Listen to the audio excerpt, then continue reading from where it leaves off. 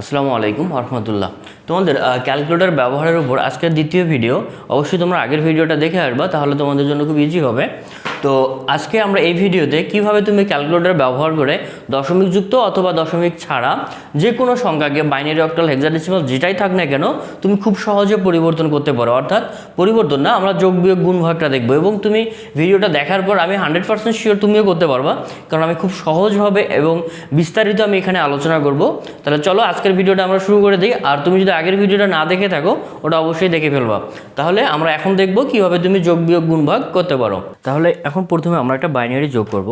তো বাইনারি যোগ করার আগে আমাদের একটা জিনিস খেয়াল রাখতে হবে, সেটা হচ্ছে দেখো পূর্ণ সংখ্যা। এখানে দেখো আমরা দেখব সর্বোচ্চ পূর্ণ সংখ্যা কতটা আছে। তুমি যদি এখানে দেখো পূর্ণ সংখ্যা বলতে দশমিকের আগে কত ঘর আছে বা কত সংখ্যা আছে। তাহলে এখানে দেখো দশমিকের আগে 1 ঘর আছে, এখানে দশমিকের আগে 3 ঘর, এখানে 3 ঘর। তাহলে আমার সর্বোচ্চ পূর্ণ সংখ্যা হচ্ছে 3 ঘর।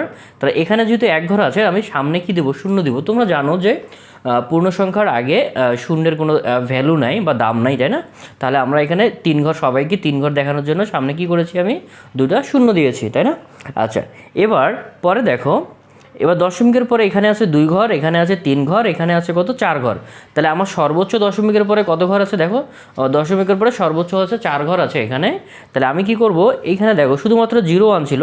এবার দশমিকের ক্ষেত্রে শূন্য কিন্তু আমি পরে দিয়েছি, কারণ সাধারণত দেখো আমরা দশমিকের পরে প্রথম 2 ঘর বা 1 ঘর খুব মূল্যায়ন করি বা ভ্যালু দেই, তাহলে পরের ঘরগুলো খুব একটা ভ্যালু থাকে না। সেক্ষেত্রে আমরা বলতে পারি যে আমার যদি ঘর সবাইকে একই সমান দেখানোর দরকার হয়, সেক্ষেত্রে ভগ্নাংশের ক্ষেত্রে এক্সট্রা আমি দেখো 4, এখানে আমার 4 ঘর আছে, তার মানে সবাইকে আমি 4 ঘর করব।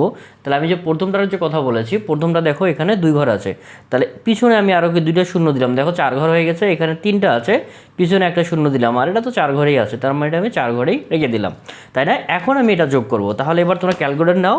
ক্যালকুলেটর নিয়ে যেটা করবা সেটা হচ্ছে, আমি আবার কি দেখাচ্ছি দেখো। প্রথমে তুমি মডকে 2 বার চাপ দিবা, দেওয়ার পর এখানে কি আছে? বেজ আছে। তাহলে বেজে আমি কি দিব? বেজের নিচে দেখো 3 আছে, আমি কি করব? 3 দিলাম, তাই না? এবার দেখো আমার কিন্তু একটা বাইনারি সংখ্যার কাজ করতেছি, তাহলে আমরা কি করব? ক্যালকুলেটরটাকে বাইনারিতে রাখবো। বাইনারি কোথায় আছে? দেখো এই যে লগ দেখতে পাচ্ছ না, লগের এখানে দেখো আমার এখানে একটা কি আছে? BIN আছে, তার মানে আমি এখানে বি চাপ দিই। ক্যালকুলেটর কিন্তু এবার বাইনারিতে হয়ে গেছে। একটা জিনিস মাথায় রাখবা, সেটা হচ্ছে আমি কিন্তু এখানে দশমিক উঠবে না, আর আমরা দশমিক উঠাবো না। তাহলে এখানে দেখো যে সংখ্যাগুলো আছে, আমরা সবগুলো সংখ্যা যোগ করে দেবো। সংখ্যাগুলো লিখে ফেলি। তাহলে দেখো কত আছে? 111, তারপরে হচ্ছে 0 1, 4টা 3টা 2টা 0, তাই না? আমি কিন্তু দশমিক উঠাই না, কারণ দশমিক এখানে উঠবেও না, আমরা দশমিক ছাড়া সবগুলো সংখ্যা লিখবো আর কি। প্লাস পরের সংখ্যা কত আছে? 101, পরের হচ্ছে 1010, তাই না? আরেকটা যোগ দিয়ে কী আছে দেখো, 001, তারপরে হচ্ছে কত? 0 111 লিখলাম। তাহলে আমরা এখন যদি যোগ চিহ্নটা দেখি, ইকুয়াল চাপি, তাহলে দেখো কত আসছে? 11110, বা তারপরে অনেকগুলো আছে। এখন আমাদের মেইন কাজ হচ্ছে দশমিকটা আমরা দিব। দশমিকটা কোথায় দিব সেটা হচ্ছে দেখো এখানে দশমিকের পরে কত ঘর আছে? 4 ঘর আছে না? তাহলে আমরা এদিক থেকে অর্থাৎ বাম থেকে আমরা 4 ঘর যাব। বাম থেকে যখন 4 ঘর আসবো, তখন এখানে একটা আমরা দশমিক চিহ্ন দিয়ে দিব। তাহলে আমরা 4 ঘরে দশমিক দিব, তাহলে পিছনটা হচ্ছে আমার পূর্ণ সংখ্যা, অর্থাৎ এটা হচ্ছে আমার পূর্ণ সংখ্যা, এটা হচ্ছে আমার কি? ভগ্নাংশ। তাহলে এভাবে আমরা বাইনারি যোগ করতে পারি। এবার তাহলে দেখো আমরা একটা হেক্সাডেসিমাল যোগ করে ফেলবো। তো হেক্সাডেসিমাল যোগের ক্ষেত্রে আমরা দেখবো আগে পূর্ণ সংখ্যা সর্বোচ্চ কতটা আছে। দেখো এখানে পূর্ণ সংখ্যা এখানে আছে আমার 3 ঘর, এখানে আছে 2 ঘর। তাহলে আমরা কি করব? এই যে এটা যেহেতু একটা কম আছে, আমি সামনে একটা কি দিব? শূন্য দিয়ে দিয়েছি, কারণ আমরা 3 ঘর করেছি। এবং ভগ্নাংশ দেখো এটাও 3 ঘর আছে, এটাও 3 ঘর আছে, তার মানে আমাদের কোনো এখানে ঝামেলা নেই। তাহলে আমরা এটা যোগ করব। তাহলে যোগ করার আগে কি করব? যেহেতু আমরা হেক্সাডেসিমাল সংখ্যা, এটা তোমরা দেখে বুঝতে পারতেছো A থেকে F আছে, তার মানে এটা একটা হেক্সাডেসিমাল সংখ্যা। আমরা কি করব? যেহেতু হেক্সাডেসিমাল সংখ্যা, আমরা ক্যালকুলেটরটাকে হেক্সায় রাখবো। তাহলে কি করব? দেখো আমরা ওই মোডেই তো আছি, তাহলে আমরা ক্যালকুলেটরটা এখানে একটা দেখতে পাচ্ছি। এখানে তোমরা দেখো একটা এই যে এইখানে ACX আছে, তাই না? তাহলে আমি এটা চাপবো এবং ক্যালকুলেটর দেখো তোমার একটা এস উঠে আছে, আমি আশা করি তোমরা দেখতে পাচ্ছ। আচ্ছা, তাহলে এবার আমরা যোগ করে ফেলবো। তাহলে এখানে দেখো কী লেখা আছে? C4A, তাই না?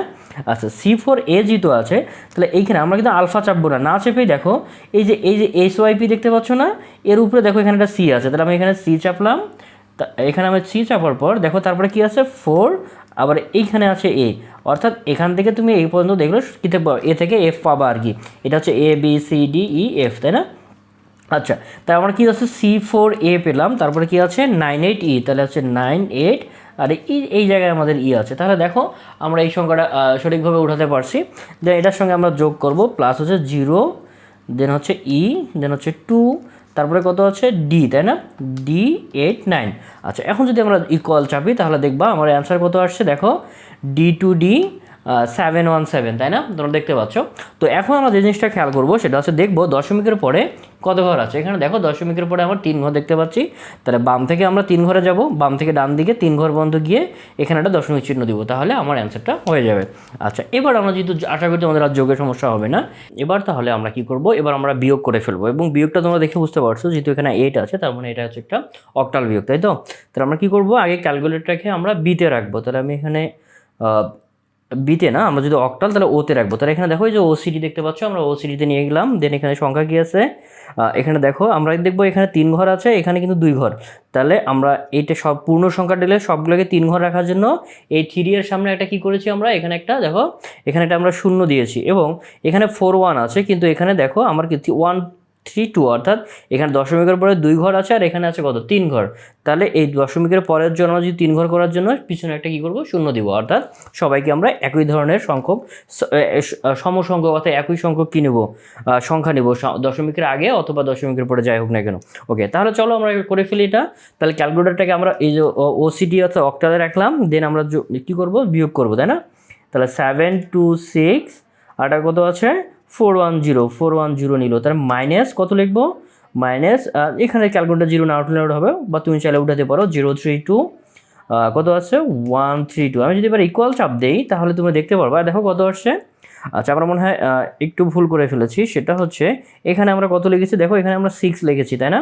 আচ্ছা আমরা কাজ করি তো, এটাকে আমরা 7 2 6 না 7 6 1 লিখে দিই, যাতে তোমাদের সুবিধা হয় আর কি, যে আমরা বুঝতে পারি যেন হয়েছে কিনা। 7 6 1 4 1 2, দেখো এবার কত আসছে। এখানে আমরা যেটা আমাদের অ্যান্সারটা দেখতে পাচ্ছি সেটা হচ্ছে 7 2 7 2 5 6, তাই না। এখন আমরা যে জিনিসটা দেখবো সেটা হচ্ছে দশমিকের এখানে দেখো কত ঘর আছে, এটা আমরা দেখবো।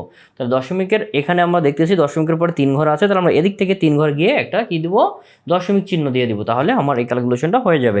তো গুণের ক্ষেত্রে একই ঘটনা, আমরা যদি ব্যাপারটা একটু দেখি, তবে আরেকটা জিনিস এখানে ব্যাপার আছে, সেটা আমি তোমাদের এখন করতে করতে বলে দিয়ে দিব। সেটা হচ্ছে দেখো এখানে যে বাইনারি গুণটা রয়েছে, এই বাইনারি সংখ্যাগুলোকে আমরা গুণ করবো, দশমিকগুলো উঠাই দিয়ে আমরা দশমিক রাখবো না। তাহলে আমরা যেহেতু বাইনারি ক্যালকুলেটরকে বিতে রাখবো, দেখো লগের উপরে বিআইএন আছে, তার মানে এখানে আমি কি করবো, লগ চাপ দিব। সরি, আমরা লগ যখন চাপ দিলাম, তাহলে আমরা একটা কাজ করি, লগ চাপ দিলাম, তাই না। তার মানে কম্পিউটার দেখো ক্যালকুলেটর আমাদের এখন কিসে আছে, বিতে আছে। ওকে, তাহলে সংখ্যাগুলো লিখে ফেলি 11010, তার সঙ্গে গুণ করবো কত 1101। আমি যদি গুণ করে ইকুয়াল চাপ দেই তাহলে দেখবা কত আসছে 1010, তারপরে হচ্ছে 10010, তাই না। কিন্তু আমাদের মেইন যে ব্যাপারটা আছে এখানে দেখো দশমিকের পরে এখানে আছে কত 2 ঘর, আর এখানে দশমিকের পরে কত ঘর আছে 1 ঘর। তাহলে তুমি যদি এটাকে যোগ করো তাহলে 2 আর 1 কত হচ্ছে 3। তাহলে আমরা কাজ করব, এদিক থেকে বাম থেকে ডান দিকে আমরা 3 ঘর পর্যন্ত যাব, 3 ঘর পর্যন্ত গিয়ে আমরা এখানে একটা কি দেবো, এখানে একটা দশমিক চিহ্ন দিয়ে দিব, তাহলে আমার কি হয়ে যাবে, বাইনারি গুণটা হয়ে যাবে। যদি আমার এখানে মনে করো 3 ঘর থাকতো, এখানে যদি 2 ঘর থাকতো, টোটাল হতো কত ঘর 5 ঘর। তাহলে আমরা এদিক থেকে গিয়ে 5 ঘর গিয়ে আমরা কি করবো, এটা দশমিক চিহ্ন দিয়ে দিব। তাহলে এভাবে হচ্ছে আমরা বাইনারি গুণটা করতে পারি। লাস্ট আমরা আরেকটা দেখবো, সেটা হচ্ছে আমাদের কি বাইনারি ভাগটা দেখে ফেলবো। বাইনারি ভাগ একইভাবে করব আমরা, দেখো কি করব, যেহেতু এটা বাইনারি ভাগ আছে তাহলে আমরা এক কাজ করি, ক্যালকুলেটরটাকে আমরা বিতে রাখি। বাইনারি ভাগের ক্ষেত্রে কি করব 1001011, তাই না। এটাকে ভাগ করবো কত দ্বারা 1 1 দ্বারা। তোমরা সংখ্যাগুলো যদি দেখতে চাও দেখে নিতে পারো যে আমরা ঠিকভাবে উঠেছি কিনা। তো এখন আমরা কি করবো, এটা ভাগ চিহ্ন যদি দেই, তাহলে এটা ভাগ চিহ্ন দিয়েছি, এখন আমরা ইকুয়াল চাপ দিব। ইকুয়াল চাপ দেওয়ার পর দেখো অ্যান্সার কত আসছে 11001। তার মানে এটাই হচ্ছে আমার অ্যান্সার। এই দেখো আমরা অ্যান্সারটা এটাই লিখে রেখেছিলাম যে 11001। তার মানে এভাবে আমরা খুব সহজে ভগ্নাংশযুক্ত যে কোনো সংখ্যার যোগ বিয়োগ গুণ ভাগ আমরা খুব সহজে করতে পারি। তো আজকের ভিডিওটা তাহলে আমরা এই পর্যন্ত রাখছি, এবং পরবর্তীতে আমি তোমাদের আরও কয়েকটা ভিডিও বানাবো, সেটা হচ্ছে তুমি কীভাবে ভগ্নাংশযুক্ত সংখ্যাকে কনভার্ট করতে পারো, সেই জিনিসটা আমি একটু পরে দেখাবো অন্য একটা ভিডিওতে। তো সেই পর্যন্ত তোমরা ভালো থাকো, সুস্থ থাকো। আসসালামু আলাইকুম ওয়া রাহমাতুল্লাহ।